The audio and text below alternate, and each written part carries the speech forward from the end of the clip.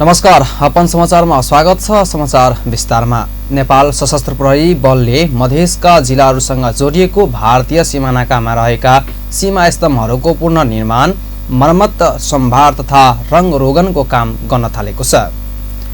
मध्य प्रदेशका 8वटै जिल्लाको भारतीय सीमा नाकामा रहेका 4000 भन्दा बढी सीमा स्तम्भहरूको पुनर्निर्माण, मर्म, सम्भार र रङरोगनको काम सुरु गरिएको सशस्त्र प्रहरी बल नेपाल नम्बर 2 छिन्मस्ता बाहिनीका बाहिनीपति दिपेन्द्र शाहले जानकारी दिनुभयो। उहाँले पहिलो चरणमा 1000 सीमा स्तम्भको मर्म तथा रङरोहन गरिने बताउनुभयो।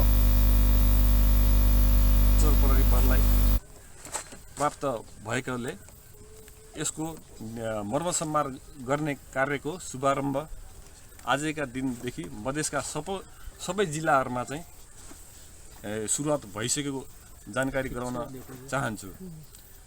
निश्चय पनि यो मर्मत सम्भार भइसकेपछि यो पिल्लरहरूको चाहिँ थप सुरक्षा हुनेछ भन्ने कुरामा हामीलाई विश्वास छौँ। त्यसका साथसाथै जति पनि यो सीमा सुरक्षाका कुरा र अन्य सीमा अपराधका कुरा लगायत अन्य सीमा क्षेत्रमा जुन किसिमको सद्भाव कायम गर्ने कुराहरू छ, यसले त्यस कुरालाई थप टेवा दिनेछ भन्ने कुरामा हामी विश्वस्त छौँ।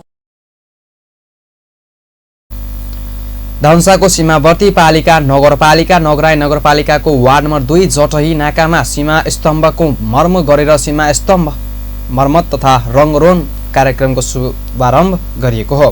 2077 साल साउन 19 गतेको बसेको मन्त्री परिषद बैठकबाट नेपालले सीमामा रहेका बेजोड नम्बर भएको सीमा स्तम्भको पुनर्निर्माण, मर्म, सम्भार तथा रङरोगनको काम नेपाल पक्षले गर्ने निर्णय गरेको थियो।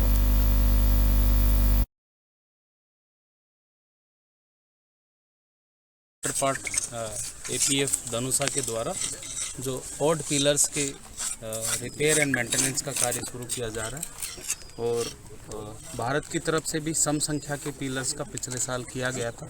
और बॉर्डर मैनेजमेंट के लिए जो बॉर्डर पिलर्स का सही सलामत रहना ज़रूरी रहता है, जिसमें जो सिक्योरिटी फोर्सेज उनको आसानी रहती है कि कोई डिस्प्यूट ना रहे। तो इसीलिए सर का ये प्रयास सराहनीय है और दोनों देशों के जो रिलेशनशिप भी बहुत अच्छी चल रही है। हम लोगों के कोऑर्डिनेशन में काम बहुत अच्छा चल रहा है। एपीएफ धनुषा के साथ में रेगुलरली पेट्रोलिंग नाका वगैरह हम लोग करते रहते हैं और हमारी तरफ से जो भी सहयोग होगा हमारे काउंटर पार्ट को वो हम लोग देंगे। इसमें सीमावर्ती पालिकाका प्रमुखहरूले पनि काम ठिकै भए पनि सीमा सम्बन्धमा कुनै पनि निर्णय गर्दा मात्र काठमाडौँ र दिल्लीका प्रतिनिधि दुवै देशको राजधानीमै बसेर कुनै ठोस निर्णय गर्नु नहुने सुझाव दिएका छन्। दुईटै मिलेर प्रत्येक त्यसले गर्दा दुईटै मिलेर अहिलेसम्म दुईटै मिलेर प्रत्येक पिलरलाई र बोर्डरको जुन नराम्रो गतिविधि भइरहेको थियो त्यो अहिले कन्ट्रोल भएको छ र झन् यसमा दुईटैको सहयोगले गर्दा नेपाल र भारत दुईटै तर्फको सीमा बलहरूले आपसीमा गस्ती गरी र आपराधिक क्रियाकलापहरू पनि उनीहरूले गर्नबाट रोकिया छ र हाम्रो जुन आम जनता जुन यहाँबाट भारत जाने, भारतबाट नेपाल आउने, नेपालको जनता उता जाने, त्यहाँको जनता यता आउने, त्यसमा पनि सहजीकरण भएको छ। अलिअलि कठिनाइ कहिले काहीँ हुन्छ, त्यसको लागि यो सामान्य यो मेलमिलाप गरेर दुईटैतर्फ कुराकानी गरेर सहजीकरण अहिलेसम्म भइरहेको छ र राम्रै छ। सो अवसरमा नगराई नगरपालिकाका प्रमुख विनय कुमार यादव, मुख्यापट्टि मुसरनिया गाउँपालिकाका अध्यक्ष जय कुमार यादव, सम्बन्धित वडा अध्यक्ष, सशस्त्र प्रहरी बल धनुषाका प्रहरी उपरीक्षक दिनेश मल्ल, दुवैतर्फका सीमा सुरक्षा बलका जिल्ला प्रतिनिधिहरूको समेत सहभागिता रहेको थियो। यसअघि कार्तिक 1 गते सशस्त्र प्रहरी बल मध्य प्रदेश मुख्यालयले बर्दिवासमा मधेसका सीमावर्ती 143 वडाका वडा अध्यक्षसँगको सीमा सुरक्षा समस्या, चुनौती र समाधानबारे सुझाव लिएको थियो। मध्य प्रदेशका स्वास्थ्य तथा जनसङ्ख्या मन्त्री वीरेन्द्र प्रसाद सिंहले मध्य प्रदेशको स्वास्थ्यमा आमूल परिवर्तन ल्याउने गरी काम गरिरहेको दावी गरेका छन्। अन्तर्राष्ट्रिय बालिका दिवसको अवसर पारेर प्लान इन्टरनेसनलले गरेको बालिका तथा किशोरी पद हस्तान्तरण कार्यक्रममा मध्य प्रदेशको स्वास्थ्यमा आमूल परिवर्तनको अनुभूति मधेसका जनताले मागपछि देख्न सक्ने बताएका छन्। उनले प्रदेश सरकारले बालिका तथा किशोरीको स्वास्थ्य प्रति गम्भीर रहेको बताउँदै प्रदेशको सबै वार्डमा नर्स सहितको स्वास्थ्य चौकी स्थापना गर्ने अभियान तीव्र गतिमा अगाडि बढाइएको जानकारी दिएका छन्।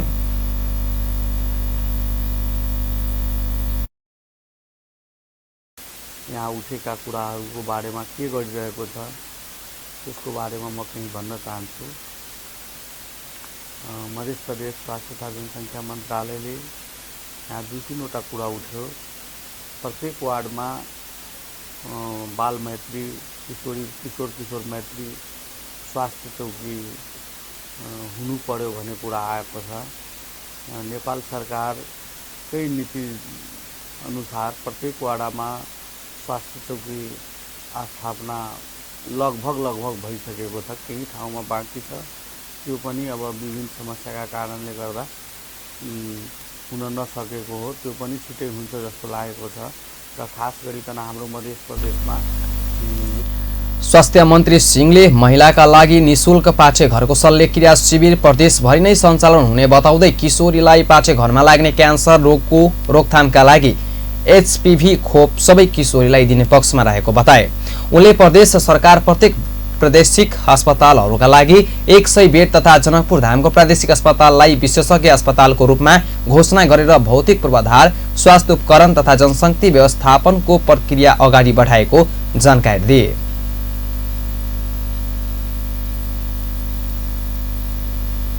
जिल्ला प्रादेशिक अस्पतालहरूमा फर्स्ट एड ट्रिटमेन्ट मात्रै हुन्थ्यो र रेयर अब सिरियस पेसेन्टहरूलाई रेफर गर्ने जुन प्रवृत्ति थियो त्यसलाई अन्त्य गरेर त्यो जिल्लामा का नागरिकलाई आधारभूत स्वास्थ्य सेवा र समग्र रोगहरूको उपचार आफ्नै अस्पताल जिल्ला अस्पतालमा होस् भन्ने उद्देश्यले हामीले 100 बेडको अस्पतालमा सम्म।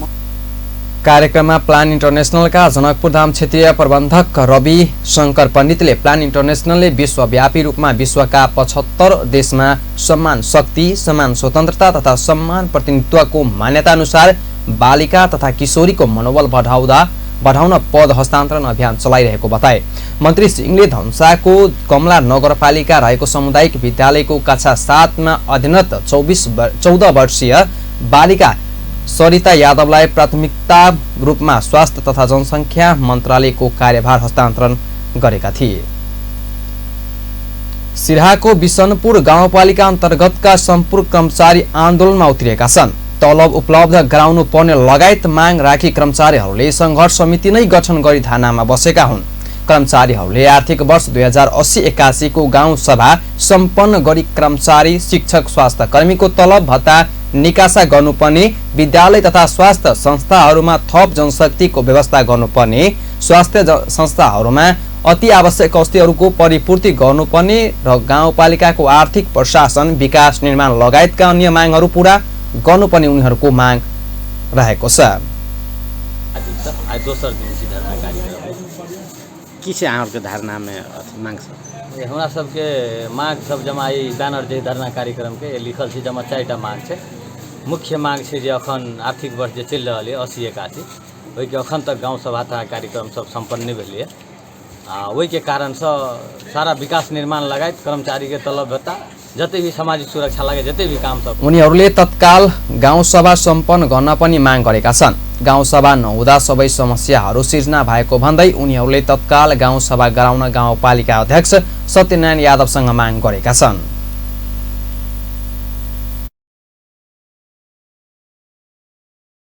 अरूमाथि दोष थुपार्ने, अरू एउटा सास फेर्ने सभा नगरेसम्म एउटा सास लिन पनि काम गर्न कर्मचारीको यो बाध्यता छ।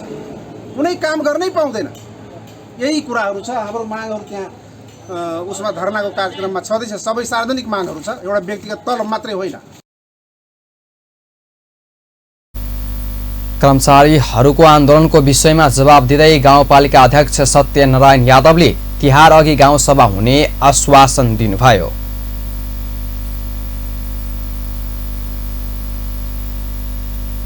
अपने सब अही गाउँपालिका में का छिए, अही परिवार के में का जुड़ल छिए, अही माटि पानि से सब गोरा हुड़कल छिए।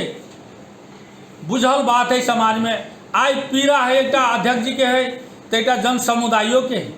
हरेक आदमी के बुझ पड़ते जे पीड़ा केहन है, वो पीड़ा बुझ कर जे समेट कऽ जे निश्चित रूप से दीपावली से पहिने हम सभा कऽ संपूर्ण के ओकरा तलब भत्ता भेटतै और निमन से काम संचालन अगाडि केना के बढ़तै, वो में उनका सबसे अनुरोध करला चाहै छियै। अपना भीतरी आंतरिक में तीता मीठा नहीं कऽ मन मोटाव नहीं कऽ आइ हम अहाँ नमूना विश्व गाउँपालिका के केना के बनेबै। अध्यक्ष यादवले आफूले गाउँसभा गराउन नचाहेको आरोपको खण्डन गर्दै आफू सेवाभावले काम गर्दै आएको बताउनुभयो। गाउँसभामा विलम्ब हुनुमा आफू दोषी नरहेको उहाँको भनाइ छ। जे हरेक काम में अध्यक्ष नहीं कर दे है, अरे अध्यक्ष जी सभा नहीं कर दे है, योजना नहीं बढ़ावा दे है, हम तो प्रतिबद्धता करे छिए। वार्ड अध्यक्ष कर्मचारी लगाइत में आ बैठक में रखने छिए, अहाँ सब नमूना केना के बनवा देबै।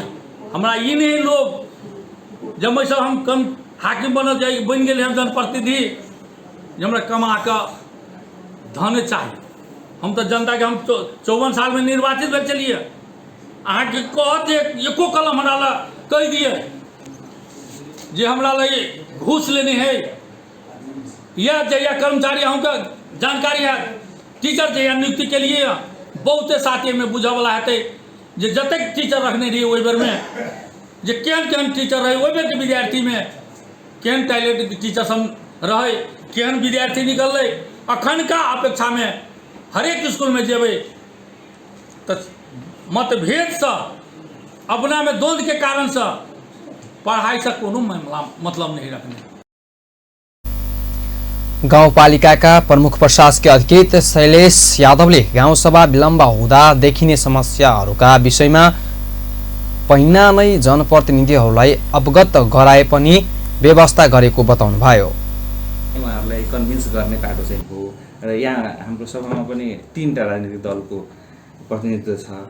त्यसमा पनि कतै उतार चढाव हुन सक्छ भन्ने हिसाबले चाहिँ सबैलाई एकमुष्ट राखौँ, एक ठाउँमा राखौँ। उहाँहरूलाई चाहिँ सकेसम्म पूर्ण रूपमा सहमतिमा नभए बहुमतले नै जसरी पनि सभा चाहिँ हुनुपर्छ, बजेट चाहिँ बन्नुपर्छ र विकास निर्माण काम कुनै रोकिनुहुन्न भन्ने मान्यताले चाहिँ पहल गरे, मौखिक रूपमा गरे। त्यसपछि लास्टमा असोजतिर यो तलब पनि साथीहरूले खान नपाएपछि र अरू विकासमा त ठप्प छँदैछ, अत्यावश्यक सुविधाहरू पनि बन्द हुन्छ, सेवाहरू जनताको बन्द भयो भने त प्रश्नको यो उत्तर दिनैपर्छ। यो अवस्था त सिर्जना हुन्छ नै भन्ने हिसाबले पनि मैले फेरि असोजमा व्यापक रूपमै कर्मचारी साथीहरू पनि पहल गरेँ। लिखित रूपमै गाउँसभाको सम्पूर्ण सदस्यलाई मैले हजुरहरू 81 अनुभव मैले प्रिन्ट गरेर राख्न सकिनँ। यहाँ म त मैले सूचना चाहिँ असार मसान्तभित्र गरिसक्नुपर्ने गाउँसभा बैठक नयाँ आर्थिक वर्षको 3 महिनाभन्दा बढी समय बितिसक्दा समेत बस्न सकेको छैन, जसले गर्दा कर्मचारीको तलबका साथै गाउँपालिकाको विकास निर्माणका काम प्रभावित हुन पुगेको छ।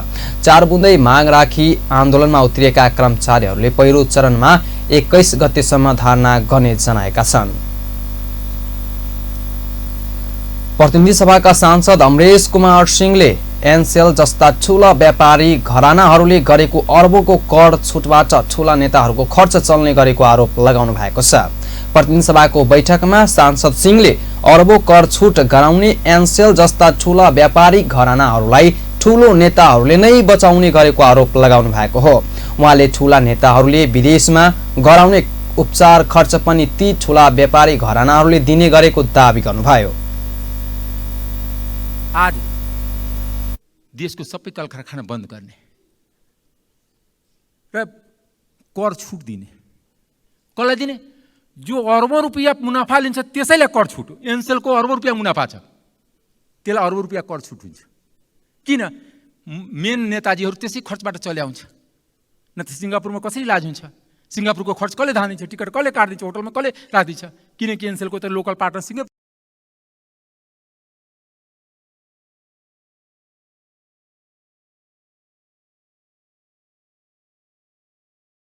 यहाँ त कसैले जो ठुलो अपराध गर्छ, मैले नै मिडियामा भनेको थिएँ, एक घर पैसा हो, भिडियोमा लेखेका थिएँ। सांसद सिंहले सत्ता पक्षको एक नेताको घरभित्र चाङ्ग लागेको पैसाको भिडियो बाहिरिएपछि काठमाडौँको प्रहरी प्रमुखको सरुवा गरिएको पनि दाबी गर्नुभयो। त्यसलाई केरकार भइरहेछ कि तिमी किन हाम्रो सिङ्गलादेवी मिडियामा लगेर भन्थ्यो। पुलिसको सरुवा काठमाडौँ भ्यालीको पुलिसको सरुवा त्यसको लागि भए थियो, कुनै भुटानी शरणार्थीको लागि भए थिएन। यो भ्रममा नरहौँ, नेपाली जनता भ्रममा छैन। सत्ता पक्षको नेताको पैसा, एक घर पैसा थियो छाङ लागेको, त्यो पैसा करप्सनको पैसा थियो। भ्रष्टाचारमा नेपाल 1 नम्बर पुगेको छ। एसियाको सबभन्दा गरिब मुलुक हामी बनाए। हामी खरबौँ ऋण लिन्छौँ कसको लागि? आफ्नो झोलेको पैसा बाँड्नलाई, कुनै युनिभर्सिटी बनाउनलाई, हार्वर्ड।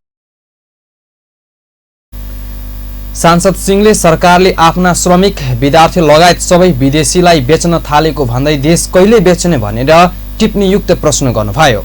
उहाँले भागभण्डाको राजनीतिक बन्द गर्न पनि दलका नेताहरूसँग आग्रह गर्नुभयो। नेकपा एकीकृत समाजवादीका अध्यक्ष माधव कुमार नेपालले राजावादीहरूलाई देशको वर्तमान व्यवस्थामाथि आँच आउने गरी प्रश्न उठाउने अधिकार नभएको बताउनु भएको छ। बिहिबार प्रतिनिधि सभा अन्तर्गतको बैठकमा बोल्दै अध्यक्ष नेपालले राजावादीहरूतर्फ लक्षित गर्दै देशको वर्तमान व्यवस्थामाथि आँच आउने गरी प्रश्न उठाउने अधिकार नभएको बताउनु भएको हो। उहाँले नेपाललाई फेरि अध्याउरो युगमा फर्काउने कुरा नसोच्न चेतावनी समेत दिनुभयो। उहाँले कुनै वंशको शासनलाई अगाडि सारेर देशको समस्या समाधान हुने कुराको कल्पना गर्नु नहुने बताउनुभयो। उहाँले प्रधानमन्त्री र राज्य सञ्चालकको सम्बन्धमा पीडा भएको भए राजनीतिकमा विकल्प दिन चुनौती समेत दिनुभयो। सभामुखज्यू, प्रतिनिधि सभाको दोस्रो अधिवेशनको अन्तिम बैठकमा उभिएर आएका छन्। अरूका कारणले होइन, अरूलाई दोष पन्छाएर पुग्दैन। हाम्रै आफ्नै अयोग्यताले गर्दा भएर यसभित्र नै समष्टि पक्षहरूलाई समावेश गरेर सुशासनले नीतिलाई ठिक ठाउँमा ल्याउँछ अनि जनतासँग जोड्ने काम गर्दछ। अनि कृषिको कुराले जनताको जीवनस्तरलाई माथि उठाउन सक्दछ र आम जनताका पीडा वेदनाहरूलाई सम्बोधन गर्ने गरी प्रत्येक परिवारलाई कसरी समृद्ध बनाउने, सुखी बनाउने त्यस कुरामा ध्यान केन्द्रित गर्नुपर्छ भनेर हामीले अभियान चलाएका थियौँ। म यसै सन्दर्भमा यहाँ भन्न चाहन्छु कि हामीले समाजवादी मोर्चा नेपाललाई पनि एउटा समाजवादी मान्यताको आधारमा यो संविधानमा जुन व्यवस्था भएको छ, संविधानको कागजमा मात्रै त्यो सीमित नहोस्, त्यो कागजको खोस्टामा मात्रै सीमित नहोस् भनेर समाजवादी मोर्चा नेपालको गठन गरेर मेचीदेखि महाकालीका 7वटा प्रदेशमा एउटा सन्देश दिएर अध्यक्ष नेपालले देशको स्वतन्त्रता र स्वाभिमानको रक्षा गर्न सबै गम्भीर हुनुपर्ने बताउनु भएको हो। जनता समाजवादी पार्टीका अध्यक्ष उपेन्द्र यादवले सत्तारूढ दलहरूले नै संहिता खारेज गर्छ कि भन्ने आशंका व्यक्त गर्नुभएको छ। बिहिबार प्रतिनिधि सभाको बैठकमा बोल्दै उहाँले हालसम्म संघीय निजामती ऐन र प्रहरी समायोजन ऐन नल्याएको भन्दै सत्तारूढ दलहरूले नै संहिता खारेज गर्छन् कि जस्तो देखिएको बताउनु भएको हो। उहाँले प्रदेशलाई अधिकार, कानून र कार्य गर्न आवश्यक जनशक्ति नदिँदा संघीय लोकतान्त्रिक गणतन्त्र कसरी टिक्छ भने प्रश्न समेत गर्नुभयो। आज यो सेसनको अन्तिम दिन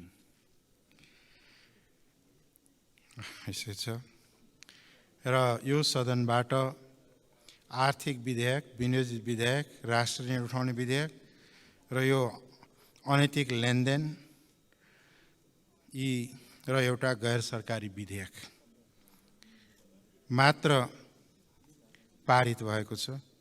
मलाई लाग्छ नेपालको संसदीय इतिहासमा सबभन्दा कम विधेयक पारित गर्ने सदन या यो सेसन यो भएको छ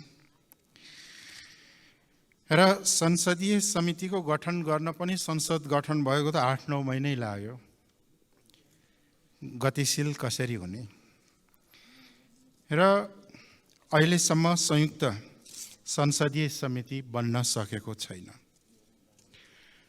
संविधानका महिमागान गर्ने मित्रहरूलाई के कुरा म स्मरण गराउन चाहन्छु भने यो संविधान घोषणा भएको दिन पुरै मधेसमा कालो दिवस, कसरी संघीय गणतन्त्र टिक्छ, कसरी संघीय गणतन्त्र संस्थागत हुन्छ भन्ने एउटा गम्भीर प्रश्न रहिरहेको छ र त्यसपछि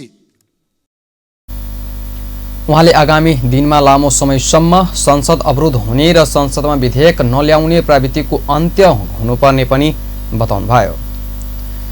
जनमत पार्टीका अध्यक्ष डाक्टर सीके राउतले देश टाइटेनिक बोट जस्तै डुबिरहेको बताउनु भएको छ। बिहिबारको प्रतिनिधि सभालाई सम्बोधन गर्दै उहाँले यस्तो बताउनु भएको हो। उहाँले शीर्ष तहका नेताहरूले विदेशी इन्सुरेन्सको पैसा आउँछ भनेर देशलाई डुबाइरहेको उल्लेख गर्नुभयो। उहाँले प्रतिशोध साधकका लागि सरकारबाट पक्राउ गर्ने कुरा राम्रो नभएको बताउनुभयो। उहाँले देशमा जनताका लागि लोकतन्त्र नभएको पनि बताउनुभयो। उहाँले अध्यारो कोठामा 3 जना नेताले गरेको निर्णयलाई सार्वभौम सत्ता सम्पन्न भन्न नसकिने बताउनुभयो। उहाँले चियापान समारोहमा बोलाएर नयाँलाई सक्ने भाषण दिनु ठूला दलको लाचारीपन भएको पनि बताउनुभयो। संसदले के कति यसको सुझाव चाहिँ बजेटमा समावेश नगर्नु हामीले खोजेको संसद यस्तै हो।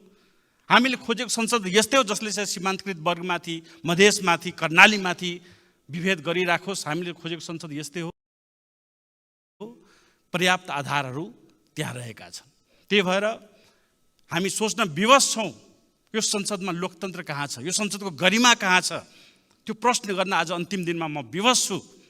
त्यो समीक्षाको दौरानमा लोकतन्त्रको कुरा गर्नुहुन्छ, तपाईँहरू एकदम 30-34 वर्षदेखि लोकतन्त्रको ठेकेदारको रूपमा आफूलाई चित्रित गर्नुहुन्छ भन्ने यही संसदमा एउटा मान्यज्यूले आवाज उठाउँदाखेरि 2-3 चोटि आवाज उठाउनु भयो। भर्खर स्वामी बन्नुभएको थियो, आवाज उठाउँदाखेरि उहाँले पक्राउ गर्यो।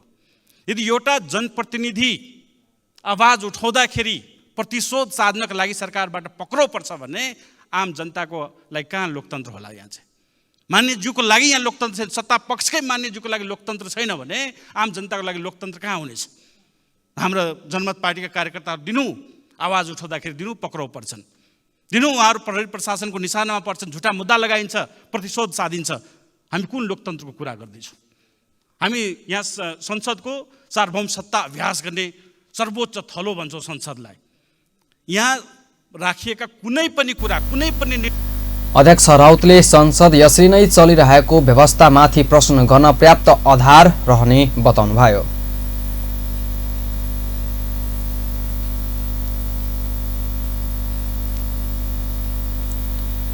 प्रतिनिधि सभा सदस्य बिजुला राईमाझीले दूध किसानहरूको करिब 7 अर्ब रुपैयाँ रकम भुक्तानी नभएको भन्दै तत्काल भुक्तानी गर्न सरकारसँग माग गर्नुभएको छ। बिहिबार प्रतिनिधि सभा बैठकको शून्य समयमा बोल्दै प्रतिनिधि सभा सदस्य राईमाझीले दूध किसानहरूले सरकारी निकाय र निजी डेरीहरूबाट करिब 7 अर्ब रुपैयाँ नपाएका भन्दै तत्काल भुक्तानी गर्न सरकारसँग माग गर्नुभएको हो।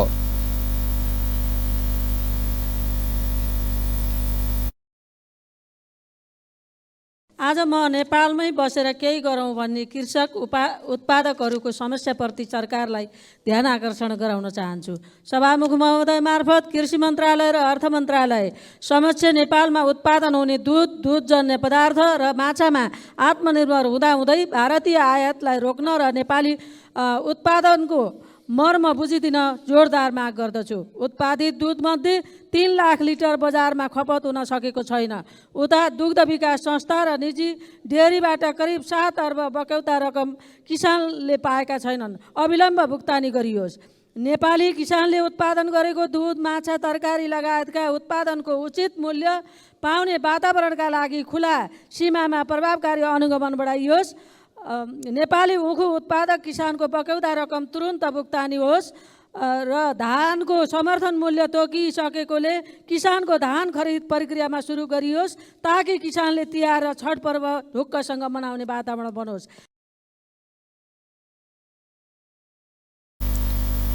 प्रतिनिधि सभा सदस्य विधा भट्टराईले सडक दुर्घटनामा निरन्तर बढिरहेको भन्दै सडक दुर्घटना नियन्त्रणका लागि नियमनकारी निकाय आवश्यक रहेकाले सडक सुरक्षा परिषद निर्माण गर्न माग गर्नुभयो। सडक दुर्घटना विश्वमा अकाल मृत्युको 8औं कारण हो भने नेपालमा पहिलो कारण बनेको छ।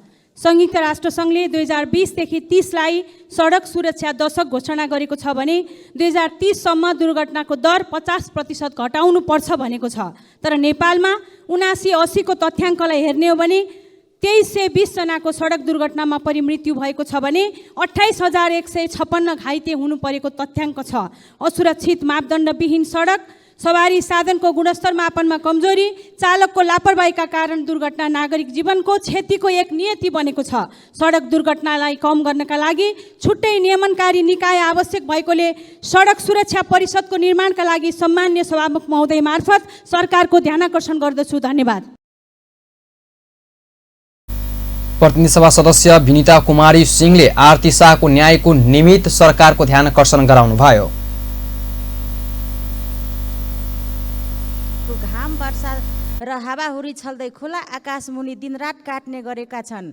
न्यायको आशामा भौतारिएका आरती शाहको परिवार 24औं घण्टा सडकमा शान्तिपूर्ण आन्दोलन गरिरहेको 4 महिना पुगिसक्दा पनि सम्बन्धित निकायको यस विषयमा ध्यानाकर्षण भएको देखिँदैन। उनीहरूले न्याय पाउनुको सट्टा उल्टै राज्यबाट चरम यातना र विभेद सहनु परेको अवस्था छ। त्यसैले उहाँहरूलाई छिटोभन्दा छिटो न्याय दिलाउनका लागि सभामुख मार्फत सरकारलाई ध्यानाकर्षण गराउन चाहन्छु।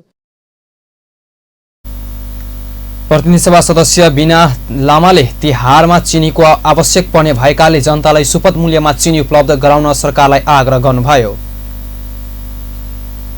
अधिकांश नागरिकको लागि यो दशा बन्न पुगेको छ। हजारौं क्विन्टल चिनी बरामद गर्दाखेरि पनि नागरिकले सुपथ मूल्यमा चिनी नपाएका कारण घण्टौं लाइनमा उभिने स्थिति बन्यो। सरकार मौन बसेको छ। अब आउँदै गरेको तिहार चाडपर्वमा चिनीको अति आवश्यकता पर्ने भएको कारणले गर्दा नेपाल सरकारको ध्यानाकर्षण गराउन चाहन्छु कि जनतालाई सुपथ मूल्यमा चिनी उपलब्ध गराइयोस्। त्यसैगरी डिटिसी र चिसान केन्द्रले दुध लिन नमानेको कारण लाखौं लिटर दुध फ्याँक्न पुगे, तैपनि सरकार मौन बसेका छन् किन? त्यसैले सरकार एउटा जनताको लागि असल अभिभावक बन्नको लागि विशेष निवेदन गर्न चाहन्छु। धन्यवाद। प्रतिनिधि सभा सदस्य विश्व प्रकाश शर्माले हमासको नियन्त्रणमा रहेका नेपाली विद्यार्थी विपिन जोशीको उद्धारका लागि पहल कदमी लिन सरकारसँग आग्रह गर्नुभएको छ। उहाँले काकडभिटा नाका खुल्ला पनि सरकारको ध्यानाकर्षण गराउनुभयो। नेपाली विद्यार्थी विपिन जोशी हमासको नियन्त्रणमा रहेको पुष्टि भएको छ। कतार सरकार मार्फत कुरा गरेर उनलाई उद्धार गर्न सकिने सम्भावना औल्याइएका छन्। यो प्रक्रियामा गम्भीर पहल कदमी गर्न सभामुख मार्फत म सम्माननीय प्रधानमन्त्री र माननीय परराष्ट्र मन्त्रीको गम्भीर ध्यानाकर्षण गराउँदछु। सभामुख महोदय, भारत, बङ्गलादेश र भुटान 3 देशसँग निकटमा रहेको हाम्रो एकमात्र सीमा नाका काकडभिट्टा हो। कोभिडको बेला बन्द भएका वीरगञ्ज, नेपालगञ्ज लगायतका नाका खुला भइसकेका छन्, तर भारतीय अध्यागमनले पर्यटकको इन्ट्री र एक्जिटलाई खुला नगरेका कारण काकडभिट्टा नाकामा भने पर्यटक आवागमनमा अवरोध जारी छ। यसले त्यहाँको होटल, यातायात अनि समग्र पर्यटन र समग्र व्यवसायमा असर परिरहेको छ। स्थानीय व्यवसायीहरू गम्भीर मर्कामा परेका छन्। सरकारले अविलम्ब भारत सरकारसँग संवाद गरेर काकडभिट्टा नाका सुचारू गर्ने व्यवस्था मिलाउन म सम्माननीय सभामुख महोदय मार्फत नेपाल सरकार समक्ष आग्रह गर्दछु। प्रतिनिधि सभा सदस्य शान्ति विकले पत्रकारको न्यूनतम प्राथमिक वृद्धि गराई कार्यान्वयन गराउन सरकारको ध्यानाकर्षण गराउनुभयो। नेपाली कांग्रेसका प्रमुख सचेतक रमेश लेखकले पुराना राजनीतिक दलहरू सबै बैठक हुन भन्ने भाष्य तयार गरिएको बताउनु भएको छ। बिहिबार प्रतिनिधि सभाको बैठकलाई नेपाली कांग्रेसको तर्फबाट सम्बोधन गर्दै उहाँले यस्तो बताउनु भएको हो। उहाँले यो व्यवस्था र संविधानले ल्याउने राजनीतिक दलहरू बैठक हुने भन्ने किसिमले प्रायोजित रूपमै आक्रमण भइरहेको बताउनुभयो। उहाँले यो संविधान र व्यवस्था असफल भए मुल्क खतरामा जाने दावी गर्नुभयो। उहाँले संविधान सफल बनाउने सबै राजनीतिक दलहरू एक ठाउँमा उभिनु पर्ने बताउनुभयो। आज अन्त्य हुँदैछ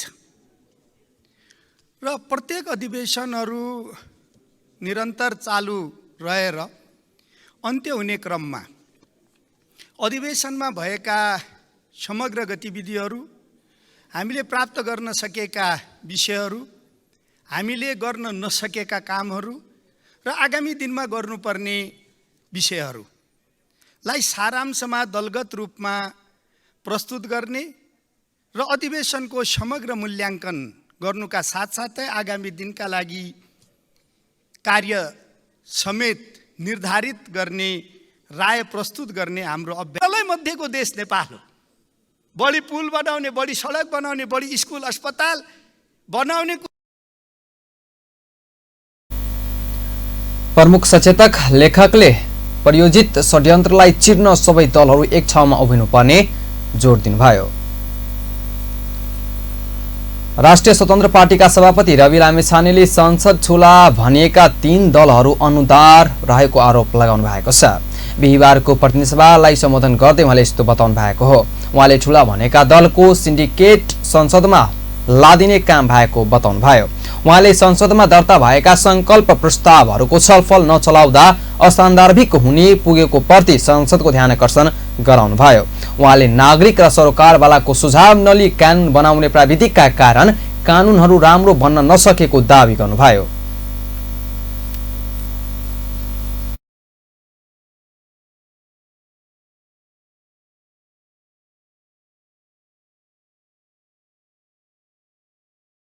गते बुझाएको प्रतिवेदनलाई हेर्ने हो भने त्यसअनुसार संविधान लागू गर्न आधारभूत रूपमा कम्तीमा 180 वटा कानुन बनाउनु पर्ने छ। सङ्घीय संसदले मात्रै 150 वटा कानुन तर्जुमा गर्नुपर्ने अवस्था रहेको छ र त्यसमध्ये 40 वटा चाहिँ तत्कालै हामीले बनाउनु पर्ने देखिएको छ। यसबाहेक संविधानको अनुसूचीमा उल्लेखित एकल वा साझा अधिकार सूचीका थप कानुन समेत बनाउनु पर्नेछ र प्रणाली कार्यान्वयनका लागि मात्रै आधारभूत मानिएका सङ्घीय निजामती सेवा, सङ्घीय शिक्षा, सङ्घीय प्रहरी, जनस्वास्थ्य, कानुनी सहायता लगायत ऐन तत्काल बनाउनु पर्ने भनेर किटान गरिएको छ। तर दोस्रो अधिवेशन प्रारम्भ भए यताको 6 महिनामा सङ्घीय संसदले बजेटसँग सम्बन्धित बाहेक मात्र एउटा कानुन बनायो। 6 महिना सभापति लामिछानेले विदेश भ्रमणले देशको इज्जत बढे पनि अर्थतन्त्र चाल्यमान बन्न नसकेको प्रति दुःख व्यक्त गर्नुभयो। अर्थमन्त्री डाक्टर प्रकाशन महतले नेपालको अर्थतन्त्र सकारात्मक बाटोतर्फ गइरहेको बताउनु भएको छ। बिहिबार प्रतिसभा बैठकपछि सञ्चारकर्मीहरूसँग कुराकानी गर्दै अर्थमन्त्री महतले अर्थतन्त्र सकारात्मक बाटोतर्फ गइरहेको बताउनु भएको हो। उहाँले अर्थतन्त्र घराइसी भयो भन्ने प्रचार सही नभएको बताउनु भयो। उहाँले अब ब्याज दर घट्ने पनि जानकारी दिनुभयो। त्यस्तै जग्गाको कारोबार बढिरहेको, पर्यटक र रेमिट्यान्स पनि बढिरहेको बताउनु भयो। अप्ठ्यारा अवरोधहरू पनि संसदले बेहोरेको छ। हामीले भने जस्तो धेरै विधेयकहरू पास गर्न सकेका छैनौँ, तर धेरै विधेयकहरू चाहिँ प्रस्तुत हुने क्रममा छ। तर मलाई के लाग्छ भने यो संसदको कुरा गर्दाखेरि एउटा निश्चित समयमा अर्थमन्त्री महतले नेपालमा लगानी गर्न विदेशी दाताहरू र मित्र राष्ट्रको चाख बढिरहेको बताउनु भयो। त्यस्तै वैदेशिक सहयोगको परिस्थिति पनि सकारात्मक भएको उहाँको भनाइ छ। राष्ट्रिय सभा बैठकमा चालू अधिवेशन अन्त्य भएको जानकारी गराइएको छ। बिहिबारको राष्ट्रिय सभाको बैठकमा राष्ट्रिय सभा अध्यक्ष गणेश प्रसाद तिमलिसनाले चालू अधिवेशन अन्त्य भएको जानकारी गराउनु भएको हो। राष्ट्रपतिबाट चालू अधिवेशन अन्त्य सम्बन्धी पत्र प्राप्त हुन आएको छ। अब म उक्त पत्रको व्यवहार जानकारी गराउँछु। सम्माननीय अध्यक्ष, राष्ट्रिय सभा, सिंहदरबार, काठमाडौँ। नेपालको संविधानको धारा 93 को उपधारा 2 बमोजिम नेपाल सरकार मन्त्री परिषदको मिति 2080 7 16 को सिफारिसमा संघीय संस्कृत दुवै सदनको चालू अधिवेशन सम्बत 2080 साल कार्तिक 16 गते बिहिबार राति 12 बजेदेखि अन्त्य गरेको छु। रामचन्द्र पौडेल, राष्ट्रपति। माननीय सदस्यहरू, राष्ट्रिय सभाको चालू 14औं अधिवेशन आज राति 12 बजेबाट स्वत अन्त्य हुने गरी यो बैठक अन्त्य भएको घोषणा गर्दछु। उहाँले राष्ट्रिय सभाको चालू चौथो अधिवेशन आज राति 12 बजेबाट अन्त्य हुने घोषणा गर्नुभयो। नेपालको संविधानको धारा 93 को उपधारा 2 बमोजिम नेपाल सरकार मन्त्री परिषदको मिति 2080 कार्तिक 16 गतेको सिफारिसमा संघीय संसदको दुवै सदनको चालू अधिवेशन अन्त्य भएको सदनलाई जानकारी गराउनु भएको हो। बिहिबार बिहान सिंहदरबारमा बसेको मन्त्री परिषदको बैठकले चालू अधिवेशन आज मध्यरातिबाट अन्त्य गर्ने निर्णय गरेको थियो। राष्ट्रिय सभाले विधान व्यवस्थापन समितिको प्रतिवेदन सहित विद्युतीय व्यापार विधेयक 2080 पारित गरेको छ। बिहिबार बसेको राष्ट्रिय सभाको बैठकमा विधेयक सर्वसम्मतिले पारित भएको हो। सभाको आजको बैठक उद्योग वाणिज्य तथा आपूर्ति मन्त्री रमेश रिजालले विधेयक प्रस्तुत गर्नुभएको थियो। उद्योग मन्त्री रिजालले प्रस्तावलाई सभा अध्यक्ष गणेश प्रसाद तिमलिसनाले निर्णयात् प्रस्तुत गर्नुभएको थियो। नेकपा माओवादी केन्द्र संक्रमणकालीन न्यायसँग सम्बन्धित विधेयक हिउँदै अधिवेशनबाट पारित हुने बताएको छ। बिहिबार पार्टी केन्द्रीय कार्यालयमा आयोजित पत्रकार सम्मेलनमा पार्टीका उपाध्यक्ष अग्निप्रसाद सापकोटाले यस्तो बताउनु भएको हो। उहाँले शान्ति प्रक्रिया टुङ्गो लगाउने सहमति समितिमा भइसकेको र संसदबाट भने अर्को हिउँदै अधिवेशनबाट पारित गर्ने सहमति जुटेको बताउनु भयो। उहाँले संक्रमणकालीन न्याय नटुङ्गिँदा विश्वमाझ विभिन्न खाले प्रश्नहरू उठेको बताउनुभयो। उहाँले विश्वमाझ उठेका विभिन्न प्रश्नलाई अन्त्य गर्न आवश्यक रहेको जानकारी दिनुभयो।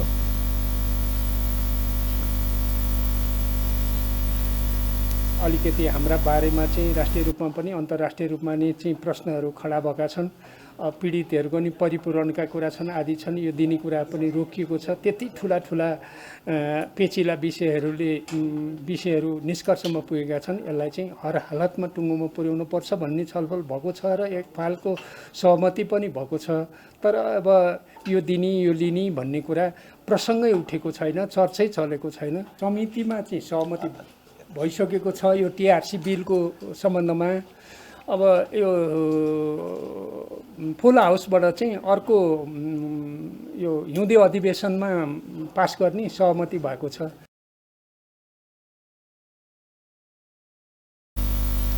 प्रवक्ता सापकोटाले संयुक्त राष्ट्रसङ्घका महासचिव अहिले नेपाल आउनु बहुआयामिक महत्त्वको विषय भएको बताउनुभयो। उहाँले संयुक्त राष्ट्रसङ्घका महासचिव अहिले नेपाल आउनु र विश्व शान्तिको अपिल गर्नु महत्त्वपूर्ण भएको जानकारी दिनुभयो। प्रवक्ता सापकोटाले महासचिव गुटेरेसको भ्रमणले शान्ति प्रक्रियामा बाँकी काम मौलिक ढङ्गबाट टुङ्गाउनु पर्ने र पीडित पक्षलाई विश्वासमा लिएर टुङ्गोमा पुर्याउने सहयोग पुगेको जानकारी दिनुभयो। नेकपा एमालेका अध्यक्ष एवं पूर्व प्रधानमन्त्री केपी शर्मा ओलीले हिंसा सुरु गरेको दिनलाई विजयोत्सव मनाउनेहरूको खुसीका लागि शान्ति प्रक्रिया टुङ्ग्याएको बहानाबाजी गर्न नसकिने बताउनु भएको छ। बिहिबार संसद भवनमा बसेको संसदीय दलको संयुक्त बैठकलाई सम्बोधन गर्दै उहाँले यस्तो बताउनु भएको हो। उहाँले हिंसा मचाउने र अन्याय गर्नेहरू नै आज न्यायाधीश बनेर सरकारको साँचो बोकेर शान्ति प्रक्रिया टुङ्ग्याउन भनेर लागेको बताउनुभयो।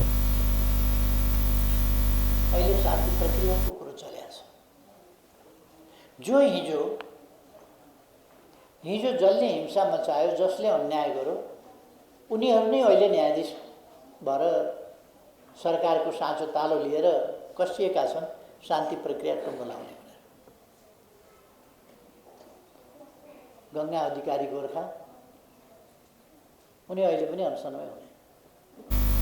अध्यक्ष ओलीले सरकार संविधान मिच्ने बहुमतको घमण्ड गर्ने र अहंकार देखाउने काममा लागेको बताउनुभयो। अध्यक्ष ओलीले कोशी प्रदेशमा बारम्बार संविधान मिच्दा पनि गठबन्धन मौन बसेको बताउनुभयो। योगराज भनिने रिगल ढकालको कैद मिना गर्न सरकारको निर्णय सर्वोच्च अदालतले बदर गरिदिएको छ। नेपालगञ्जका चेतन मानन्दरको हत्यामा दोषी ठहर भएका रिगलले संविधान दिवसका अवसरमा मन्त्री परिषदको सिफारिसमा राष्ट्रपतिबाट कैद मिना पाएका थिए।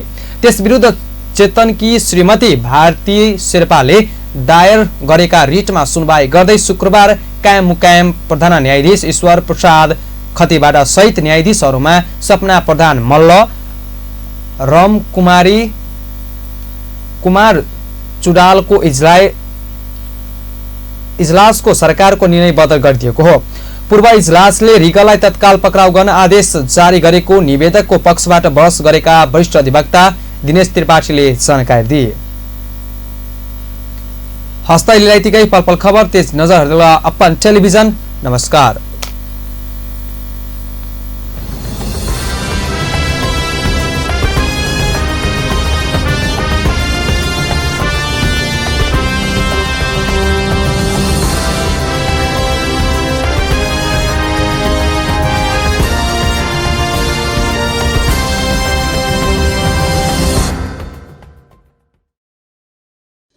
Uppa News supported by Nepal Telecom. Nepal Telecom, राष्ट्रको संचार।